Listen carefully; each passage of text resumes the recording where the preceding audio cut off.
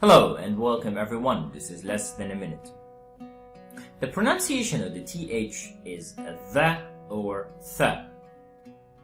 So, word like this is breath. How about when we add E to the word? Does it stay breath? Does it stay with the same meaning? And that's a question that I'm going to answer today.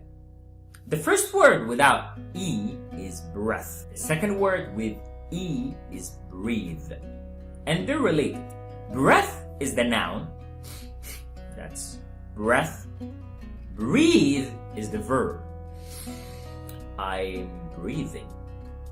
So, when I add E to any word that ends with TH and is pronounced th, it becomes the. Thank you very much. Have a lovely day and stay safe.